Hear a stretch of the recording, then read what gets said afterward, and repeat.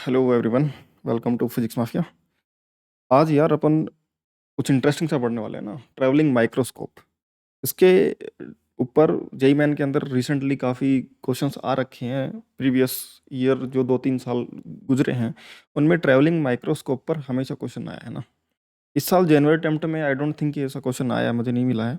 But हाँ, पिछले 2-3 3-4 सालों से हर हर साल हर एक शिफ्ट में नहीं, मतलब हर एक सेशन में, यानी कि 2 अटेम्प्ट होते हैं तो दोनों अटेम्प्ट में किसी ना किसी अटेम्प्ट या दोनों अटेम्प्ट में कहीं ना कहीं शिफ्ट में क्वेश्चन देखने को मिला है। और ये बहुत आसान सा एक्सपेरिमेंट है, हालांकि ज़्यादातर जगह पे पढ़ाया भी नहीं जाता है ना, क्योंकि पहले क्वेश्चन आता भी नहीं था इस पे। बट अभी रिसेंटली इस पे क्वेश्चन आने लगे हैं तो इसको मुझे लगा कि पढ़ा देना चाहिए और सभी के साथ शेयर कर देना चाहिए। तो इस लेक्चर में ट्रैवलिंग माइक्रोस्कोप की थ्योरी, उसको कैसे परफॉर्म किया जाता है, किस तरीके के उस पर न्यूमेरिकल बनते हैं, directly from the JEE Main PYQ, जितने भी जेईमेन के पीवाईक्यूज आए हैं वो सारे लगभग सारे अपन इसमें डिस्कस कर लेंगे। ठीक है ना। और अगर तुमने इसको ध्यान से सुन लिया शुरू के 10 मिनट जो एक्सपेरिमेंट किस तरीके से होता है, तो क्वेश्चंस तुम अपने आप कर लोगे ना, उसमें कोई बहुत ज़्यादा मैथ्स या फिर बहुत ज़्यादा कोई लॉजिक वाली चीज़ बच ही नहीं जाएगी कि जो तुम कर ना सको। बट उसके लिए तुम्हें करना पड़ेगा कि तुम्हें 10 मिनट मेरी बातें सुननी पड़ेंगी। ठीक है। फिर स्टार्ट करते हैं ना। ट्रैवलिंग माइक्रोस्कोप क्या होता है, कुछ ऐसा सा एडजस्टमेंट होता है ना, ऐसा सा सेटअप होता है। तो इसमें क्या होता है कि ये स्टैंड होता है, यहाँ पर हम कुछ चीज़ रख सकते हैं जिस तरीके से ना, जैसा हमें दिख रहा है। या फिर ये पूरा प्लेटफॉर्म, इस प्लेटफॉर्म पर हम सारी चीज़ें कोई चीज़ यहाँ पर रख सकते हैं। ये हमारा माइक्रोस्कोप होता है। इस माइक्रोस्कोप में आईपीस यहाँ से ऊपर से हम देखते हैं। और ये होता है ऑब्जेक्टिव लेंस। ऑब्जेक्टिव लेंस यानी कि ये जो ऑब्जेक्ट रखा होगा यहाँ से सीधे रेज इस ऑब्जेक्टिव लेंस पर जाएंगी और इसके अंदर इसकी इमेज बनेगी। इसकी इमेज ये आई लेंस बनाएगा और उसकी उससे निकलने वाले रेज हमारी आंखों पर जाएंगी तो हमें फाइनल इमेज दिखेगी। ठीक है ना। ये स्क्रू है, ये स्क्रू इसकी हाइट को एडजस्ट करने के लिए और हाइट को मेजर करने के लिए कि कितनी हाइट पर है ये यहाँ से, उसके लिए हमें यहाँ पर एक स्केल लगा होता है। ठीक है ना। इस स्टैंड पर ये स्केल लगा होता है। ये तुम्हारा मेन स्केल है, उसके ऊपर यहाँ पर ये छोटा सा ये जो दिख रहा है, इसको अगर मैं जूम इन करके दिखाऊं, ये तुम्हारा एक तरीके से वर्नियर स्केल लगा होता है। ये मेन स्केल, ये वर्नियर स्केल, और इसको बोल देते हैं फिर वर्नियर स्केल तुम्हारा। ठीक है। तो ये वर्नियर स्केल लगा होता है और इस वर्नियर स्केल की हेल्प से हम मेजरमेंट ले पाते हैं कि ये इस प्लेटफॉर्म से कितना ऊपर तुम्हारा ये लेंस है, ऑब्जेक्टिव लेंस, या फिर तुम्हारा हम बोलें इसको कि ये तुम्हारा माइक्रोस्कोप है, ये कितना ऊपर है हाइट मेजर करने के लिए। ठीक है। तो ये सिंपल सा एडजस्टमेंट है या सिंपल सा सेटअप है, इसके थ्रू हम कुछ एक्सपेरिमेंट परफॉर्म करते हैं, उसके बारे में डिटेल में हम पढ़ने वाले हैं। ये माइक्रोस्कोप को ट्रैवलिंग माइक्रोस्कोप कहते हैं क्योंकि जो इसका माइक्रोस्कोप है ये ट्रैवल कर सकता है अप एंड डाउन, है ना, अप एंड डाउन मूव कर सकता है, इसलिए इसको ट्रैवलिंग माइक्रोस्कोप कह सकते हैं। और एडजस्ट करने के लिए इसको अप एंड डाउन मूव करा जाता है। फोकस को एडजस्ट करने के लिए जो चेंजेस हम करेंगे ड्यूरिंग द एक्सपेरिमेंट, तो हमें फोकस बार बार बदलने की जरूरत पड़ेगी, इसलिए हमें उसको फोकस हमें चाहिए कि जहाँ पर इससे यहाँ पर जो रखा हुआ ऑब्जेक्ट है उसकी क्लियर इमेज दिखाई दे, यानी कि इस पर आने वाले रेज का से जो ऑब्जेक्ट बन रहा होगा, जिस ऑब्जेक्ट से इस पर रेज आ रहे होंगे उसकी क्लियर इमेज, वो जो हमें वो ऑब्जेक्ट क्लियर दिखाई दे, उसके लिए हमें इसकी हाइट को एडजस्ट करना पड़ेगा, उसको फोकस करना पड़ेगा। जैसे कि कैमरे का लेंस फोकस किया जाता है, उसकी फोकस के अंदर जैसे अगर तुम बहुत पास किसी ऑब्जेक्ट के बहुत पास, किसी पेपर के बहुत पास ले जाकर के फोटो खींचते हो तो ब्लर सा फोटो आता है, तो तुम थोड़ा सा दूर करते हो उसको ताकि क्लियर इमेज आ पाए, तो क्योंकि फोकस ढंग से बन नहीं पाता बहुत ज़्यादा क्लोज ले जाने पर। ठीक है। तो वो फोकस में आने के लिए कि किस जगह पर ये फोकस कर सकता है, उसके लिए हमें इसकी हाइट को एडजस्ट करना पड़ता है। ठीक है। एम क्या है एक्सपेरिमेंट का एम ये है कि हम रिफ्रैक्टिव इंडेक्स निकालना चाहते हैं कि ग्लास स्लैब का। एक ग्लास स्लैब हमें दिया जाएगा कि भाई देखो ये ग्लास स्लैब दे दिया, अब तुम चलो इसकी रिफ्रैक्टिव इंडेक्स कैलकुलेट करके लाओ। ट्रैवलिंग माइक्रोस्कोप दे दिया हमें, अब बोला कि चलो इसका रिफ्रैक्टिव इंडेक्स कैलकुलेट करो। तो अब हम क्या कर सकते हैं, हम क्या सोच सकते हैं, है ना। हमने सोचा कि हम क्या करते हैं कि एक पेपर लेते हैं और इस पेपर पर एक पॉइंट मार्क कर लेते हैं ना, ब्लू पेन से हमारे पास जो होता है या रेड पेन से जो भी है, हम उस एक पॉइंट बना लेंगे और उस पॉइंट को पॉइंट पी बोल देते हैं फिलहाल के लिए, हम समझने के लिए उस पॉइंट पी के बारे में। ये पॉइंट पी का जो डॉट है, ये मार्क, ये एक ऑब्जेक्ट की तरह काम करेगा। ठीक है। प्लेन शीट लिया, पेपर लिया, उस पे के ऊपर एक डॉट बना लिया, mark A point on the sheet of A paper. अब क्या करेंगे कि जो ट्रैवलिंग माइक्रोस्कोप होगा, सिंपल सेटअप इस तरीके का बनेगा, उसके नीचे हम ये पेपर रख देंगे। यानी कि ये जो ट्रैवलिंग माइक्रोस्कोप था, यहाँ पर ये जो प्लेन होगा ये पेपर रख दिया जाएगा, उसके ऊपर यहाँ पर ये डॉट लगा होगा, हमें इससे फोकस करना पड़ेगा। देखेंगे कि ऊपर से देखने पर कितनी हाइट पर देखने पर ये क्लियर इमेज बन पा रही है, वो मेजरमेंट ले लेंगे कि ये इतनी हाइट इसकी, इस पेपर की यानी कि इस माइक्रोस्कोप की, इस पेपर से यानी इस प्लेन से इतनी हाइट पर ये क्लियर इमेज, ये फोकस बन पा रहा है उस पॉइंट पर। ठीक है। तो माइक्रोस्कोप के ट्रेवलिंग माइक्रोस्कोप के नीचे ये पॉइंट पेपर रख देंगे, जिस पॉइंट पर फोकस करेंगे। And now put this paper under the microscope and base of on the base of the microscope. ये जो तुम्हारा ट्रेवलिंग माइक्रोस्कोप का बेस है उसके ऊपर रख देंगे और फिर ऊपर माइक्रोस्कोप से उसको ऑब्जर्व करेंगे। अब क्या करेंगे, now use screw to adjust the microscope and focus on the focus on the paper, focus on the point लिखेंगे ना, गलत लिखा हुआ था। माइक्रोस्कोप पर फोकस कैसे करेंगे, ठीक है। हम स्क्रू का ये जो स्क्रू हमने देखा था उसकी हाइट को एडजस्ट करने के लिए उस पर लगा होता है, उसको एडजस्ट करेंगे। उसको पहले नीचे था, इसको ऊपर ले जाएंगे। एक टाइम पर हमें जो आई लेंस होगा यहाँ से हम देखने पर ये इस पॉइंट पी की क्लियर इमेज दिखाई देगी, वो उस हाइट पर ले जाके रोक देंगे। और उस हाइट पर ये जो रीडिंग आ रही होगी उसको हम लिखेंगे R1 रीडिंग, कि ये जो बॉटम मोस्ट पॉइंट है यहाँ से R1 हाइट पर जाने के बाद में हमें क्लियरली दिखाई दे जाता है। तो ये R1 इसकी रीडिंग आ जाएगी, है ना। R1 रीडिंग कैसे आएगी, मेन स्केल की रीडिंग और सर्कुलर स्केल की रीडिंग को ऐड करेंगे। Main scale reading plus main scale reading plus vernier scale reading, उसमें कितने डिवीजन आ रहे हैं इनटू लिस्ट काउंट। तो जैसे वर्नियर स्केल के अंदर रीडिंग आती है वैसे ये भी एक वर्नियर स्केल है, उसके अंदर वैसी रीडिंग आएगी मैन स्केल और वर्नियर स्केल से। तो रीडिंग तो वैसे ही आएगी, बट उस रीडिंग को हमने R1 बोल दिया कि हाँ ये इस बॉटम से कितनी हाइट पर जाने पर हमें ये पॉइंट क्लियरली दिखाई दे जाता है। तो माइक्रोस्कोप को एडजस्ट करेंगे, focus on the point at this position, note the reading R1। जिस समय भी क्लियरली दिखाई देना स्टार्ट हो गया उसको हम उस हाइट को हम R1 रीडिंग बोल देंगे on the scale. It is the height of the point P observed by the microscope. ये माइक्रोस्कोप जो है पॉइंट P को मेजर कर रहा है, तो माइक्रोस्कोप से कितनी डेप्थ नीचे पॉइंट P है उसकी मेजरमेंट है, या फिर पॉइंट P से माइक्रोस्कोप कितना ऊपर है उसकी मेजरमेंट ये R1 है, ठीक है। R1 क्या होगा, main scale reading plus vernier scale reading into least count. जो जैसे कि वर्नियर स्केल में हम रीडिंग लेते हैं, वर्नियर स्केल स्क्रू गेज वाले चैप्टर में जो हम पढ़ते हैं, वैसा ही यहाँ पर भी रीडिंग लिया जाएगा। अब क्या करें, क्या पी की रीडिंग लेने से इसका स्लैब का रिफ्रैक्टिव इंडेक्स आ जाएगा, स्लैब तो हमने काम में ही नहीं ली। अब क्या करेंगे, अब स्लैब को काम में लेंगे। अब हम ये करेंगे कि ये जो पॉइंट पी था कागज़ पर रखा हुआ था, पेपर पर ये बनाया हुआ था हमने, इसके ऊपर अब स्लैब रख देंगे जो हमें दिया हुआ है कि भाई ये स्लैब है तुम्हारे पास, इस स्लैब का रिफ्रैक्टिव इंडेक्स निकालना था। उस पेपर पर उस पॉइंट पर जिसको हमने मार्क करा उसके ऊपर हमने वो स्लैब रख दी। अब बोल रहे हैं कि now place the slab on the mark of paper under the microscope, microscope के अंदर उसके ऊपर ये रख देंगे। नाउ ड्यू टू दिस, क्योंकि ये पॉइंट पी, अब पॉइंट पी से निकलने वाली रेस डायरेक्टली माइक्रोस्कोप पर नहीं जा रही हैं, वो पहले स्लैब के थ्रू पास होंगी। अब जैसे किसी स्लैब के नीचे कोई ऑब्जेक्ट रखा होता है तो उसकी अपेरेंट हाइट कुछ अलग दिखाई देती है, ऊपर उठा हुआ दिखाई देता है हमें, अगर रिफ्रैक्टिव इंडेक्स इस स्लैब का ज़्यादा होता है सराउंडिंग से। तो ये पॉइंट पी जब बाहर रेज निकलेंगी तो उसका ऊपर की तरफ शिफ्ट होकर के इमेज दिखाई देगा। यहाँ नहीं कि इस जो माइक्रोस्कोप को अभी डायरेक्टली पी तो दिखेगा ही नहीं, क्योंकि यहाँ पर तो इस माइक्रोस्कोप पर आने वाली रेज इस स्लैब से रिफ्लेक्ट होने के बाद की रेज आएंगी, और उसकी रेज का इंटरसेक्शन पॉइंट तो कुछ ऊपर दिखाई देगा, यानी कुछ ऊपर उठा हुआ दिखाई देगा। तो अब क्योंकि पॉइंट कुछ ऊपर उठा हुआ दिखाई देगा तो माइक्रोस्कोप से उसका फोकस बिगड़ जाएगा, क्योंकि फोकस तो ये यहाँ पर इतनी डेप्थ पर कर पा रहा था, बट अब ये पॉइंट यहाँ पर शिफ्ट हो चुका होगा तो ये वाला पॉइंट उसको क्लियर दिखेगा नहीं। तो हमें इसको और ऊपर शिफ्ट करना पड़ेगा ताकि ये वापस से इस पे ये जो नई इमेज, नई लोकेशन, नया ऑब्जेक्ट बनेगा माइक्रोस्कोप के लिए, उसके ऊपर फोकस कर पाए। उसको हम रीडिंग R2 बोल देंगे कि यहाँ पर था। अब ये जो रीडिंग आएगी इसको हम R2 बोल देंगे, ये जो लेंथ है ये एक R2 रीडिंग है। फिर से मैन स्केल की रीडिंग और वर्नियर स्केल की रीडिंग दोनों को मिला करके एक कंबाइंड रीडिंग आएगी, उस हाइट को हम R2 बोल देंगे नई इमेज के लिए। समझ में आई बात। Now rise up the microscope, adjust it and focus on the point and not reading R2 on the scale. This is apparent height of the point P। ये पॉइंट P की अपेरेंट हाइट कितनी दिखाई दे रही है, उसका कितनी दिखाई देगी हमें, उसकी रीडिंग है भाई। P पॉइंट का एक्चुअल डेप्थ तो हमने पहले निकाल लिया R1, अब स्लैब रखने से ऊपर की तरफ शिफ्ट हुआ, अपेरेंटली ऊपर की तरफ दिखाई देगा। तो अब ये इसकी इमेज कितनी कहाँ पर दिखाई देगी, वो इसकी R2 रीडिंग है। अब क्या करेंगे स्टेप 3 में, स्टेप 3 में हमें स्लैब की थिकनेस भी तो पता करनी है भाई। स्लैब की थिकनेस भी हमें नहीं पता, हमें उसे पकड़ा दिया कि स्लैब है, इसका रिफ्रैक्टिव इंडेक्स लेकर कैलकुलेट करके लाओ। तो अब क्या करेंगे कि हमें स्लैब की थिकनेस भी चाहिए। स्लैब की थिकनेस के लिए क्या करें, देखो स्लैब का बॉटम मोस्ट पॉइंट तो पेपर पर रखा हुआ है, तो पेपर की तो रीडिंग हमें पता थी कि पेपर का हाइट कितना था, इनिशियली R1 हमें पता था। अब अगर मैं इस स्लैब का टॉप मोस्ट लेयर का भी हाइट निकाल लूँ तो इन दोनों हाइट का जो डिफरेंस है, यानी कि स्लैब की यहाँ से ये वाली हाइट और ये वाली हाइट, ये वाला जो डिफरेंस है वो इसी डिफरेंस के बराबर होगा। समझ में आ रही बात। तो मैं क्या करता हूँ, जो टॉप मोस्ट सरफेस है स्लैब का, यहाँ पर लाइकोपोडियम यानी कि वाइट पाउडर होता है, वो उस पर डिस्ट्रीब्यूट कर दिया। अब वाइट पाउडर डिस्ट्रीब्यूट करते छोटे छोटे पार्टिकल्स ने पूरी सरफेस को कवर कर लिया, अब ये ओपैक बन गया, अब नीचे का पॉइंट वैसे ही नहीं दिख सकता यहाँ से। तो अब ये एक सरफेस बन गया इस पेपर की तरह। अब क्या करेंगे, इस माइक्रोस्कोप को इस सरफेस पर यानी कि लाइकोपोडियम पार्टिकल्स पर फोकस करेंगे, तो ये टॉप मोस्ट लेयर की रीडिंग आ जाएगी कि भाई इसका जो तुमने जो स्लैब लिया है उस स्लैब की जो हाइट है उसकी रीडिंग इस वर्नियर स्केल पर कितनी निकल के आ रही है।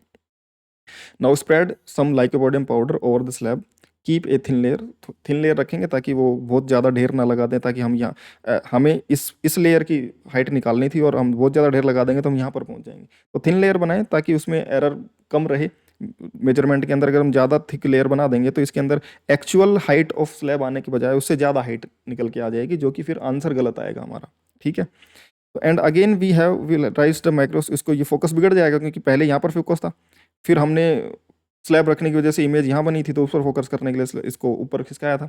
फिर अब हम इस पॉइंट पर फोकस करना चाहते हैं तो स्लैब इसको माइक्रोस्कोप को और ऊपर फोकस शिफ्ट करेंगे ताकि वो सेम डिस्टेंस पर वापस से फोकस कर पाए।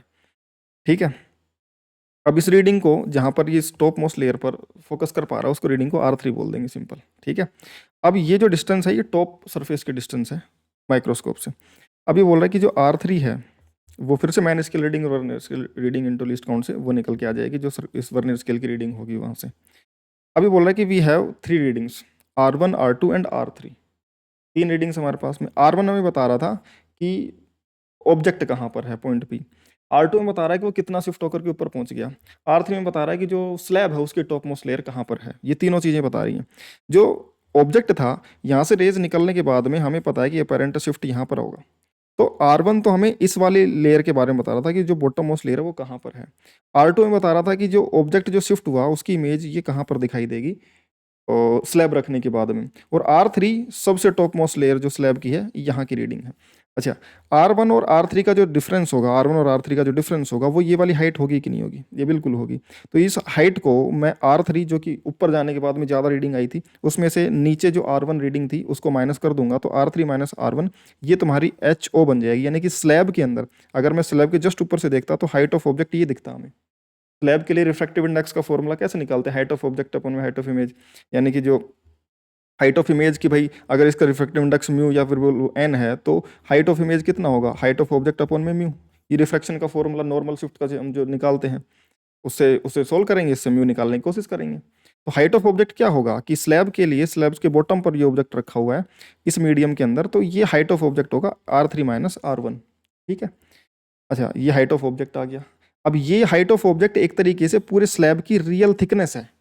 R3 माइनस R1 को जिसको HO बोल रहे हैं ये स्लैब की थिकनेस है, हम ये भी बोल सकते हैं रियल थिकनेस ऑफ स्लैब, ये भी बोल सकते हैं।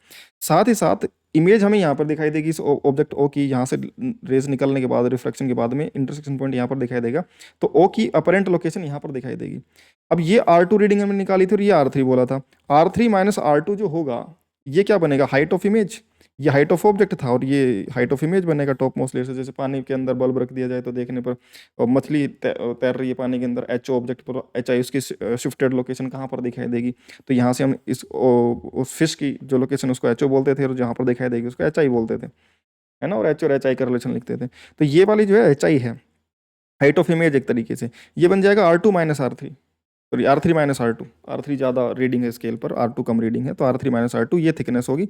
और इसको मैं बोल सकता हूँ कि स्लैब हमें कुछ इतनी थिकनेस की दिखाई देगी, हम ऐसा ही समझेंगे।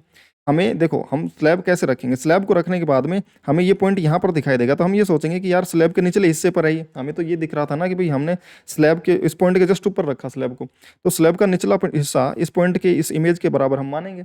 और टॉप मोस्ट लेयर की हमने लोकेशन निकाली तो अपेरेंटली हमें स्लैब इतनी दिखाई देगी, स्लैब की थिकनेस ये दिखाई देगी, या फिर बोलें कि ये इतना शिफ्टेड दिखाई देगा।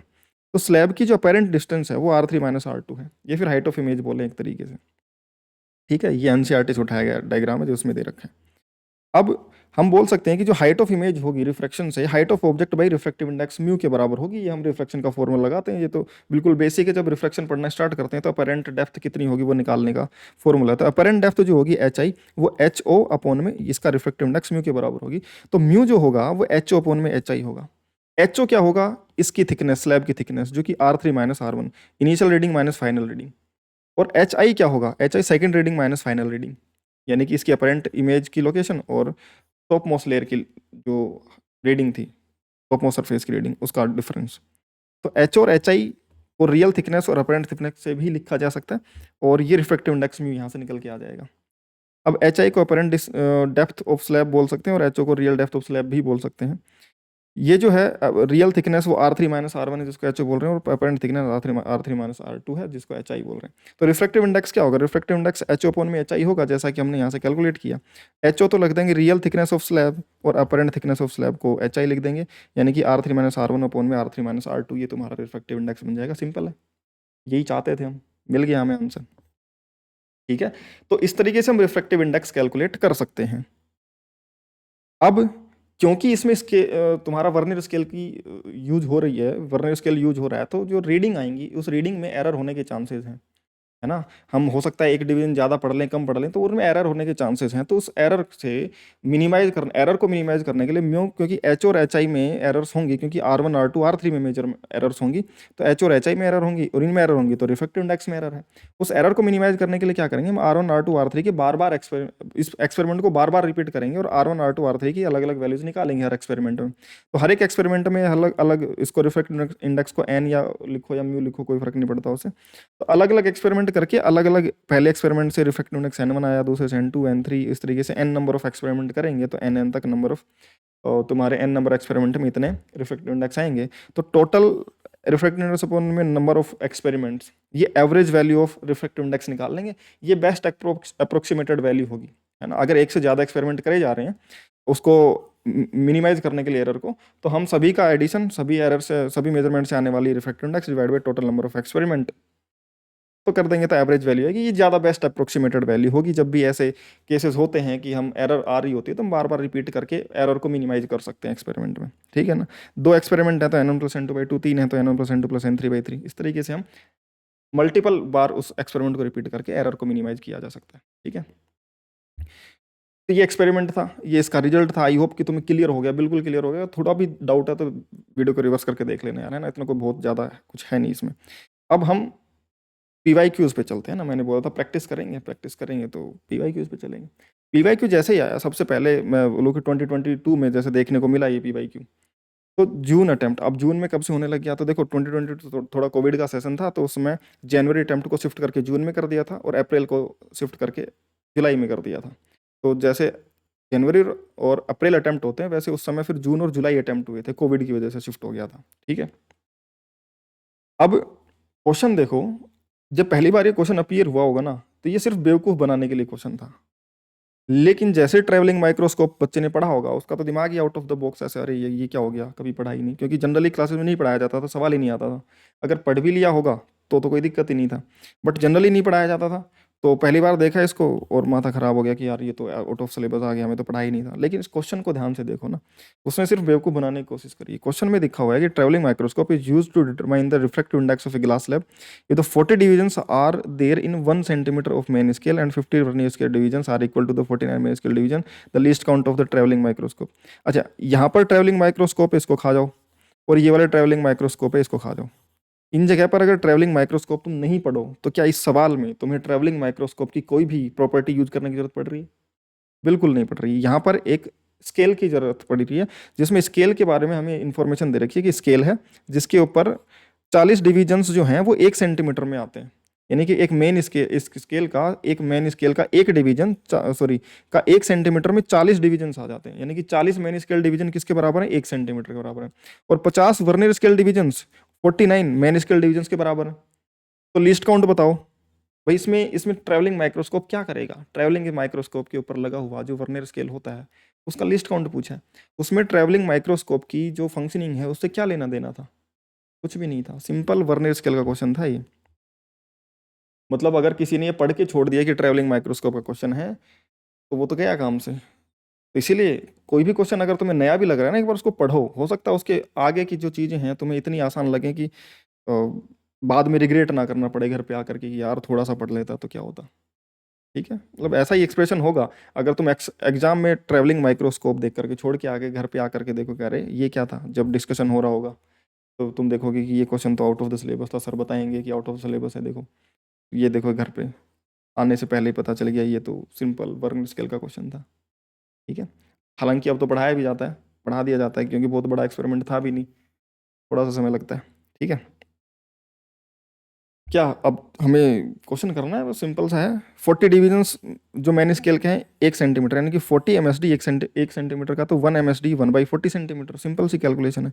50 VSD 49 MSD दे रखा है, तो 1 VSD 49/50 MSD। लीस्ट काउंट क्या होता है? 1 MSD minus 1 VSD। 1 MSD minus 1 VSD को लिखा जा सकता है 49/50 MSD। अब ये 1 माइनस 49/50, एलसीएम ले लिया तो 50 चला गया, 50 माइनस 49, 1 अपॉन में 50 MSD, 1/50 MSD। और 1 MSD कितना है? 1/40 सेंटीमीटर। समझ में आ गई क्या बात? तो आंसर बताओ, जो क्विज में आ रहा होगा यहाँ पे आंसर बताओ, जो भी तुम्हारा आंसर होना चाहिए, जो कि दिख रहा होगा यहाँ पर। अगर ये 1/50 MSD है तो 1/50 MSD, और 1/50 इंटू 1/40 सेंटीमीटर।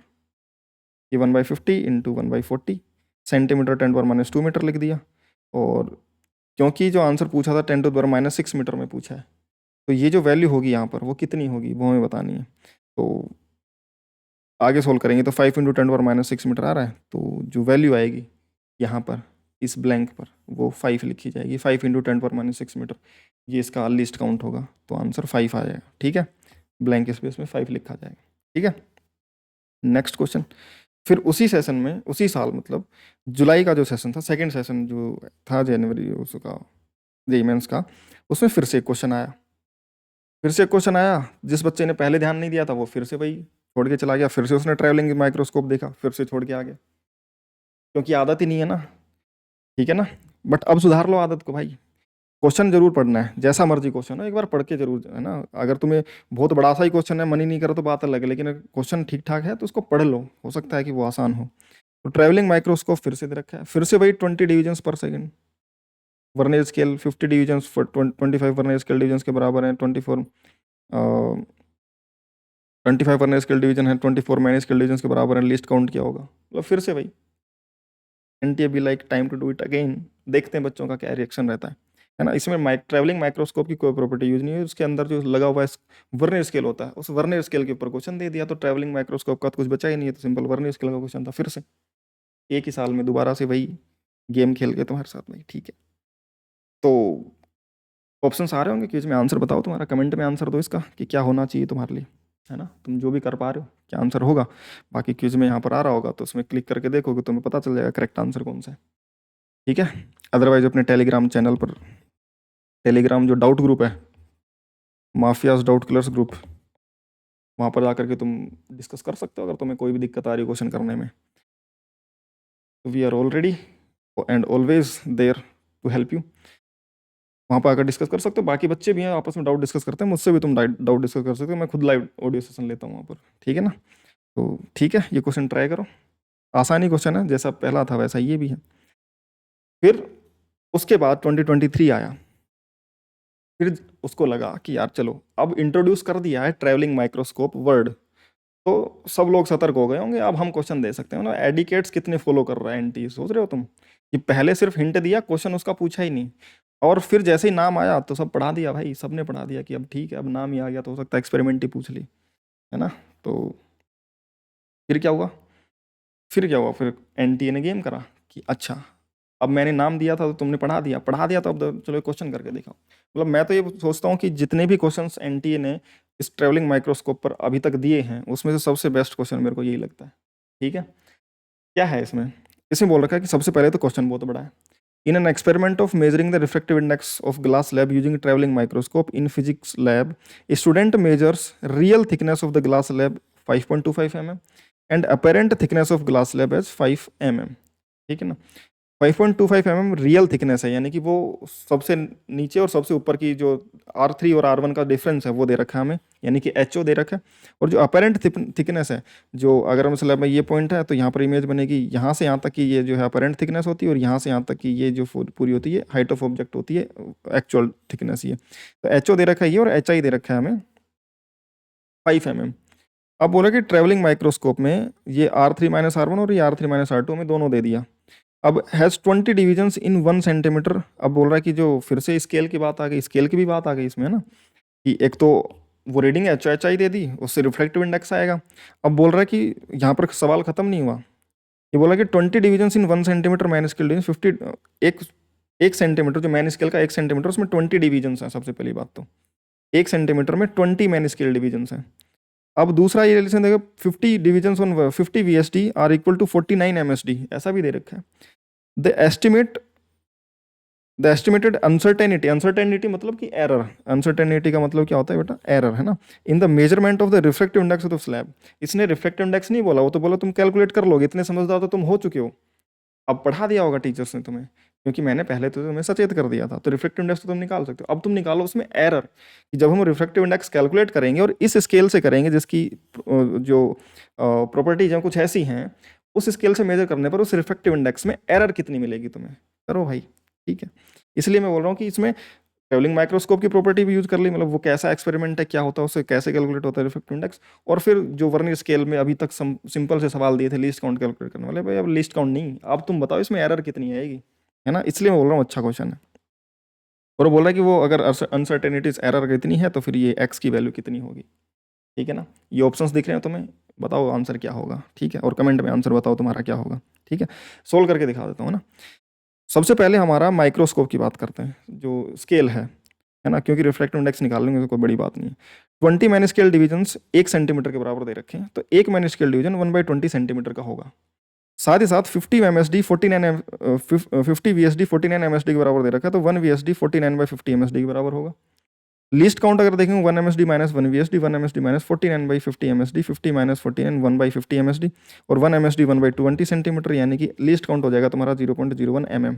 सेंटीमीटर को mm में कन्वर्ट कर करके फाइनली हमने लीस्ट काउंट निकाला 0.01 mm। ठीक है, हालांकि इससे पहले तक इसने यहीं तक सवाल पूछे थे। अब आगे चलते हैं ना। हमें ये दे रखा है कि रियल थिकनेस जो एच ओ है वो 5.25 है, अपरेंट थिकनेस 5 mm है जो कि एच आई है। तो जो रिफ्लेक्टिव इंडेक्स होगा एच अपॉन में एच आई, क्योंकि हमें पता है कि जो हाइट ऑफ इमेज होती है वो हाइट ऑफ ऑब्जेक्ट अपॉन में रिफ्लेक्टिव इंडेक्स में होती है। तो रिफ्लेक्टिव इंडेक्स जो एन लिखो या म्यू लिखो वो H O by H I बन जाएगा, इधर जाएगा इधर आएगा। ये 5.25 अपॉन में 5 mm, mm से mm कट जाएगा, और रिफ्लेक्टिव इंडेक्स एन, अरे ये क्या लिख दिया भाई, रिफ्लेक्टिव इंडेक्स की यूनिट लिख दी mm, है ना, mm से mm तो कट जाएगा, reflective index unit less quantity होती है। एन 1.05 रिफ्रैक्टिव इंडेक्स की वैल्यू आ गई, लेकिन पूछा तो है ही नहीं है हमसे, तो ये भी नहीं पूछा और ये भी नहीं पूछा, हमसे पूछा इसमें एरर कितनी है। अब एरर निकालने के लिए हमें पता है कि जो रिफ्लेक्टिव इंडेक्स का फॉर्मूला है एच ओ में एच आई है, एच ओ में एरर है, एच आई में एरर है, क्योंकि वो स्केल से मेजर करेंगे, और स्केल का लीस्ट काउंट इतना है, तो इतना एक डिवीजन कम या एक डिवीजन ज़्यादा की एरर मान करके चलते हैं हम, कि भाई या तो इतना हमने ज़्यादा मेजर कर लिया होगा, इतना कम मेजर कर लिया होगा, इतनी एरर हो सकती है, पॉसिबिलिटी है इतने एरर की। तो जो डेल्टा एल, अगर मैं लेंथ एल मेजर करता हूँ, L plus minus delta L होता है, वो डेल्टा एल लिस्ट काउंट ही होता है स्केल का। तो वो डेल्टा एल यानी कि आर वन तुमने मेजर करा, तो आर वन में डेल्टा आर वन जो है वो इतना है, आर टू में डेल्टा आर टू भी इतना है, और आर थ्री में डेल्टा आर थ्री भी इतना है। समझ में आ रही है बात? ठीक है, तो अब देखो डेल्टा एन बाई एन जो है delta H O by H O plus delta H I by H I. H O जब मेजर करा तो उसका जो लिस्ट काउंट के बराबर इतना एरर उसके अंदर हो सकता था। समझ में आ गई बात? इतनी एरर उसमें हो सकती थी, और डेल्टा एच आई इसके अंदर भी इतनी एरर हो सकती थी। अब delta H O and delta H I are the error in the H and H I which are measured from the scale. Delta H O लिखूँ डेल्टा एच आई लिखूँ, लिस्ट काउंट के बराबर हो सकता है, 0.01 mm के बराबर हो सकता है। अब एन जो था एच ओ अपॉन में, जैसे a equal to y by x, और वाई और एक्स दोनों वेरिएबल होते तो हम करते हैं ना भाई फ्रैक्शनल एरर निकालने का formula, delta N by N equal to delta H O by H O plus delta H I by H I. अब ये नीचे भी था तो भी प्लस में ही आएगा, है ना, क्योंकि एरर हमेशा इंक्रीज होती है। तो डेल्टा एन यानी कि डी एन अपॉन में एन, एन एम एम नहीं आएगा भाई, refractive index 1.05 equal to delta H o 0.0 upon में h O plus delta H i 0.0 upon में एच आई, हमें पता है ये दे रखे हैं। और यहाँ से हम डी एन की वैल्यू निकाल लेंगे, जो कि 41 निकल 41/10 10⁻³ तो एक्स की वैल्यू 41 निकल के आ जाएगी। Is this peak? Peak JEE Mains का क्या ही पीक है? बिल्कुल है, एनटीए का तो पीक ही है भाई, इससे ज़्यादा क्या पूछेगा एनटीए तुमसे? समझ में आ रही बात? इससे ज़्यादा क्या ही पूछ लेगा। This is peak, pure peak. और ये बहुत अच्छा सवाल है ना, बहुत अच्छे तरीके से डिजाइंड सवाल है, जिसमें तुम्हारा वर्नियर कैलिपर का भी क्वेश्चन इंक्लूड हो गया, उसकी एरर भी कैसे कैलकुलेट करते हैं वो भी इंक्लूड हो गया, और तुम्हारा ट्रेवलिंग माइक्रोस्कोप से कैसे रिफ्लेक्टिव इंडेक्स निकालते हैं वो भी सब कुछ इंक्लूड कर लिया भाई इसने। इससे ज़्यादा एनटीए तो क्या ही पूछ सकता है जेई मेंस में, तो एडवांस की तो खैर बात अलग है, लेकिन मेंस का तो ये पी की है भाई। ठीक है, इससे टफ इस रिफ्लेक्टिव इंडेक्स कैलकुलेट करने वाले ट्रेवलिंग माइक्रोस्कोप में तो मुझे तो नहीं लगता कि कोई क्वेश्चन पूछा जा सकता है। ठीक है, चलिए नेक्स्ट फिर इसने करा, फिर 2024 आया, फिर बोला कि ठीक है भाई अब तो तुम्हें पता चल गया कि कैसा है। पिछली बार तो मैंने तुम्हें सीधा ही दे दिया था, R1 R2 की से निकालने वाला एच ओ एच आई सीधे दी। इस बार तुम खुद कैलकुलेट करो। इसने बोला कि ट्रैवलिंग माइक्रोस्कोप है ना, उसकी फिर से वही बात है कि 50 वर्नियर स्केल डिवीजन 49 एमएसडी के बराबर है। 20 मैन स्केल डिवीजन जो है वो फॉर 1 सेंटीमीटर 1 सेंटीमीटर, फिर से वही वही स्केल दे दिया जो पिछले साल दिया था। 23 में जो स्केल दिया था सेम वही स्केल दे दिया, सेम वही। तो लीस्ट काउंट वही 0.01 mm है ना, सेम स्केल दे दिया भाई इसने। ठीक है भाई, अगर बोल रहा है कि अगर तुम करके आए तो तुम्हें याद होगा तो तुम लिस्ट काउंट सीधे लिख लो भाई, टाइम बचा लो अपना। और नहीं बचा पा रहे तो फिर कर लो। ठीक है, वो सब दे दिया। मैन स्केल की रीडिंग बोल रहा है कि for the mark on paper, paper जब देखा, पेपर पर जो मार्क किया था उसको जब देखा उससे ट्रैवलिंग माइक्रोस्कोप से, तो ये जो R1 रीडिंग आएगी वो इतनी दे रखी। मैन स्केल R1 रीडिंग के लिए मैन स्केल रीडिंग इतनी है, वर्नियर स्केल का डिवीजन है वो 26 डिवीजन है, तो main scale reading plus vernier scale division 26 into least count, ये तुम्हारा R1 बनेगा। दूसरा, जब स्लैब रख दिया तब जो मार्क यानी कि R2 की रीडिंग दिखने, वो मैन स्केल की रीडिंग इतनी है और वर्नियर स्केल में 41 डिवीजन इंटू लीस्ट काउंट, ये दोनों को जोड़ देंगे तो R2 आ जाएगा। फिर ऊपर सबसे टॉप मोस्ट जो पावर पार्टिकल्स होंगे, पाउडर पार्टिकल होना चाहिए ना, पाउडर पार्टिकल होगा भाई। कौन से पावर पार्टिकल कौन से होते हैं? पाउडर, जो लाइकोपोडियम पाउडर होता है, पाउडर पार्टिकल्स को जब फोकस किया गया यानी टॉप मोस्ट सरफेस का, वो R3, वो मैन स्केल रीडिंग इतना, vernier scale 1 into least count इतना, और ये तुम्हारा R3 आ जाएगा। अब R3 माइनस R1 वो रियल थिकनेस HO होती है, और R3 माइनस R1 और R3 माइनस R2 ये अपरेंट डिस्टेंस HI होता है, यहाँ से रिफ्रैक्टिव इंडेक्स आ जाएगा। ठीक है ना, इसका आंसर बताओ भाई, ये ऑप्शन कौन सा पॉसिबल है इसमें से? क्लिक करो कि उसमें कौन सा ऑप्शन है पोल में, और कमेंट में आंसर बताओ कि तुम्हारा आंसर क्या आना चाहिए। मतलब बेसिक सा क्वेश्चन है, अब मुझे नहीं लगता इस क्वेश्चन को मुझे करवाने की जरूरत है, बातों बातों मैंने करवा भी दिया, चीज़ें बता भी दी, पूरा तरीका बता दिया। ठीक है, तो आंसर बताओ। ठीक है, फिर 2024 में जनवरी अटेम्प्ट में फिर से 30 जनवरी को फिर से आ गया, फिर से वही कर दिया।